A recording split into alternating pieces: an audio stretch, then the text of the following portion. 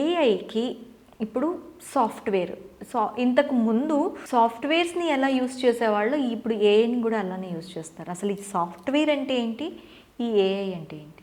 Okay. So మనం సింపుల్గా చెప్పాలంటే సాఫ్ట్వేర్ అండ్ ఏఐ రెండు సేమేనండి. అంటే general softwares and AI is a software మళ్ళీ. ఓకే. అంటే ఏ ఆల్సో సాఫ్ట్వేర్. ఓకే. సో ఇంతకుముందు మనం మాట్లాడుకున్న సాఫ్ట్వేర్స్ జనరల్ ఏంటంటే చాలా థింగ్స్ ఉంటాయి. ఇప్పుడు మనం ఒక కోడింగ్ వరకు వచ్చామనుకోండి, ఏదైనా అప్లికేషన్ బిల్డ్ చేయాలి. సో అప్లికేషన్స్ అంటే ఎగ్జాంపుల్ మన వెబ్సైట్ అవ్వచ్చు, మన ఫోన్లో ఒక యాప్ అవ్వచ్చు, ఈరోజు మనం డైలీ యూజ్ చేసే ఒక యాప్ అవ్వచ్చు, ఐఆర్సిటీ యాప్ అవ్వచ్చు, ఇంకోటి ఏదైనా. ఇవన్నీ జనరల్గా మనం సాఫ్ట్వేర్ అన్నాం. ఇప్పుడు ఏఐ ఏంటంటే హ్యూమన్ ఇంటెలిజెన్స్తో జనరల్లీ మన ప్రేమేం లేకుండా చేసేది. ఎగ్జాంపుల్ ఇప్పుడు మనం హ్యూమన్ ఇంటెలిజెన్స్ అంటే మనం బుర్రపెట్టి ఆలోచించాలి, ఏ ఏంటంటే అదే ఆలోచిస్తుంది కృత్రిమంగా. నెక్స్ట్ అంటే ఇంతకు ముందు ఉన్న సాఫ్ట్వేర్స్లో ఈ టెక్నాలజీ లేదంటారా?